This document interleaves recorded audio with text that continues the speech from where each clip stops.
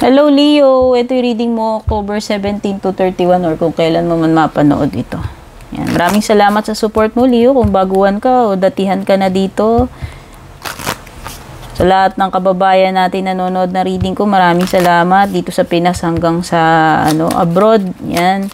Maraming salamat na rin sa mga nag-avail ng subscription membership. Naka-flex po yung mga pangalan nyo sa dulo at yung mga gusto avail ng personal reading ko, dumiretso kayo sa aking official FB page or pakibasa yung mga nakasulat sa description or panoorin nyo hanggang dulo kasi meron din akong mga detalye dyan. Ayan. Tandaan, itong reading na ito ay pangkalahatan. For sure, hindi makaka-resonate ang lahat.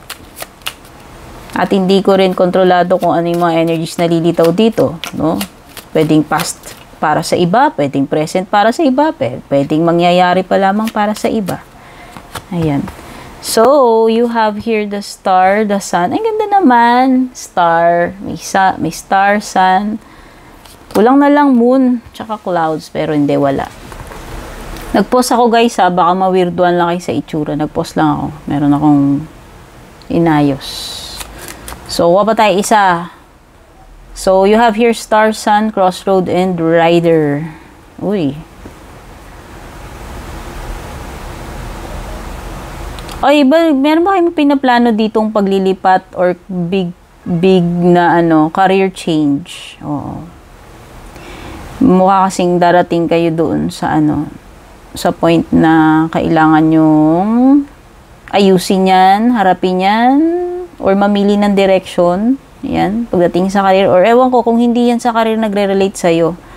Depende na kung saan nagre-relate. Basta meron ditong crossroad Nandun ka sa, nandun ka sa point na mamimili ka. Magdi-decide ka. Pwedeng may mga maghihiwalay ang landas dito. Ayan, whether makikipaghiwalay ka na ng landas sa company mo or makikipaghiwalay ka ng landas sa tropa mo, sa family mo, or sa jowa mo, hindi ko alam. Pero meron something talaga dito na kailangan mong mamili ng path, ng road na tatahakin. Ayan.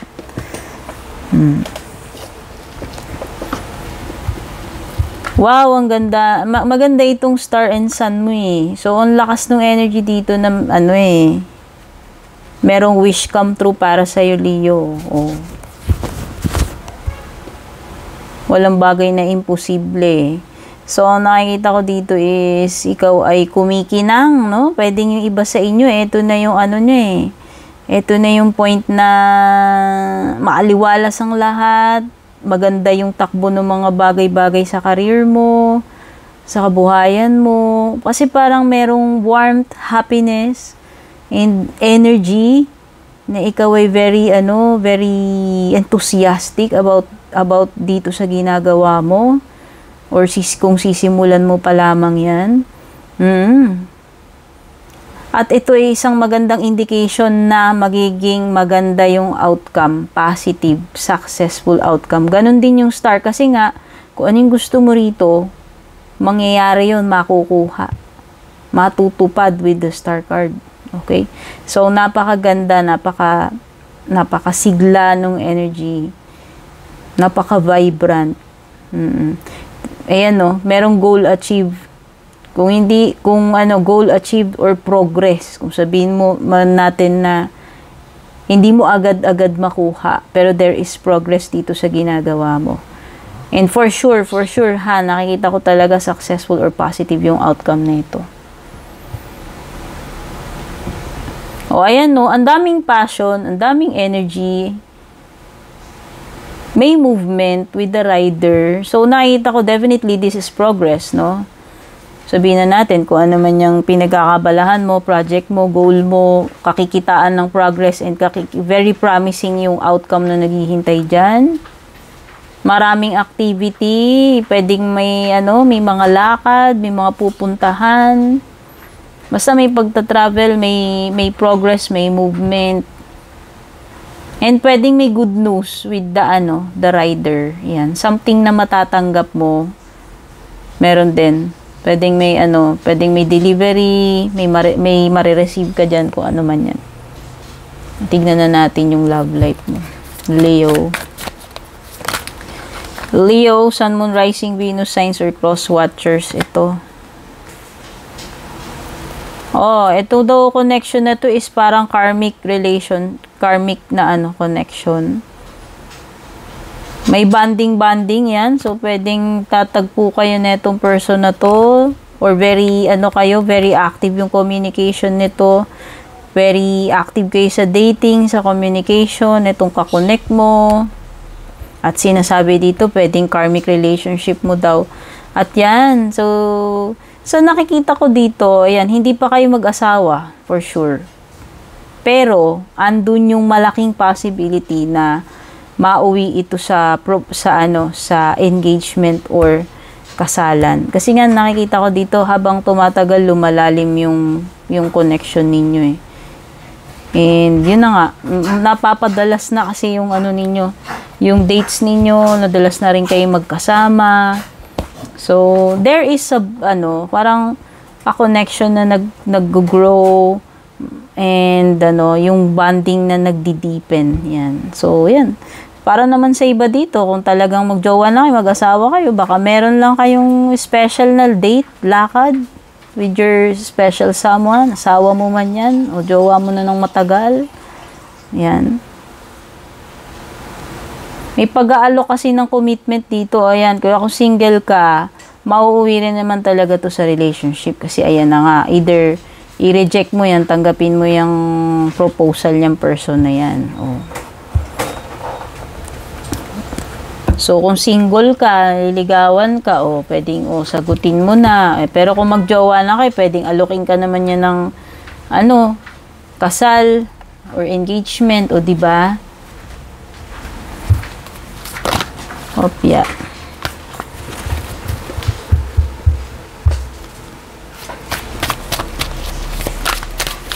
Basta andun yung possibilities dito. Sa connection na to.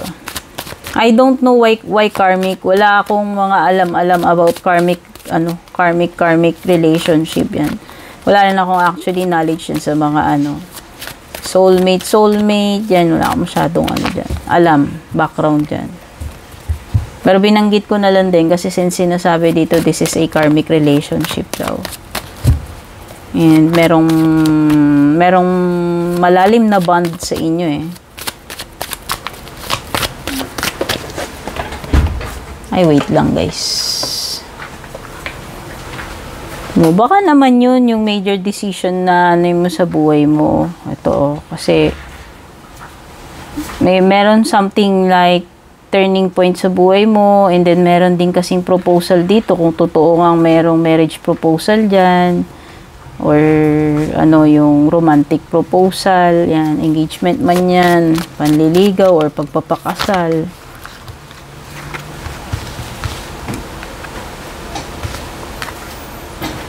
Okay, meron tayong nakuha dito na Aquarius energy. Uy, ang bilis ng mga pagbabago dito. So, sabi ko nga, may rider ka, tas meron ka na namang another kabayo dito, which is the Knight of Swords. So, merong mga bagay dito na very fast yung development.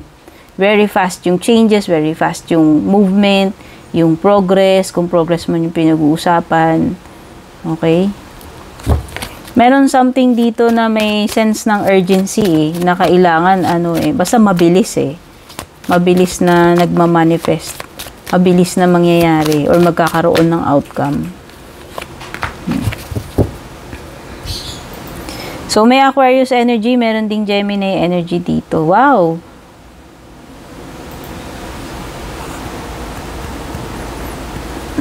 May mga matters dito. Mafo-force ka nga talaga mag-decide. Leo. Mafo-force ka dito sa crossroad, tsaka ito.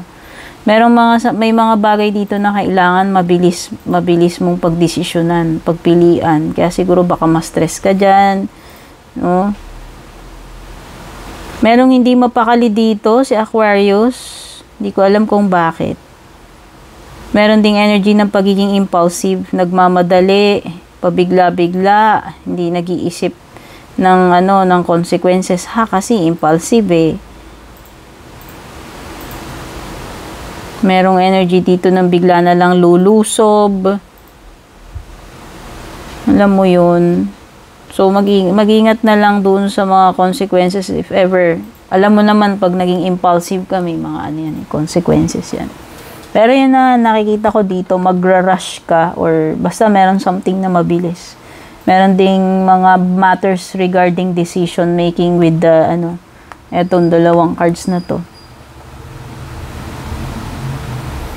So, nakikita ko dito, instead na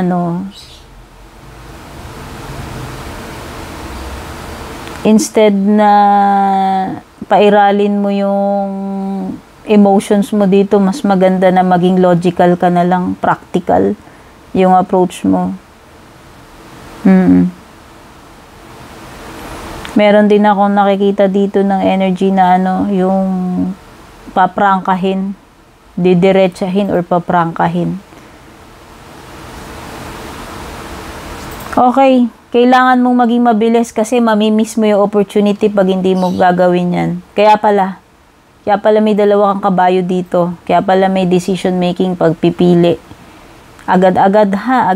Ewan ko, mapipilitan kang mag-decide agad Kasi kung hindi mamimiss mo yung opportunity mo, sayang, solid na solid na opportunity. Kung babagal-bagal ka or matagal kang mag-decide, pwede kasing mamiss mo itong opportunity. Yun lang naman yung sinasabi dito sa Ace of Wands reversed. Especially kung kulang ka sa mga pagpaplano, mamimiss mo talaga yung mo dito, yung pagkakataon, Leo. Sayang naman. So, yan, maging heads up ka, maging ready ka dyan. Ayan, Leo, sana makatulong sa'yo itong reading. Take care, babush.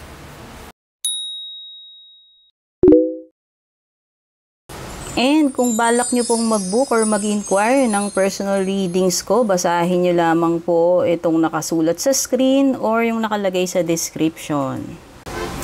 Shoutout at thank you sa ating mga YouTube channel members, Juliet Saito, Vel, Mildred, Julian, Alejandra, Maya 2.6, Michael, Rosel, Belen, Melinda, Jane, Devi, Joy, Gwen, De Luna. Shoutout and thank you rin sa ating mga FB page subscribers, Alicia, Aida, Jovel, May, Ann, Jennifer, Jane, Aida, Aluwap, Emilu, Melinda, Grizel, at ang pinakabago si Shay Santos.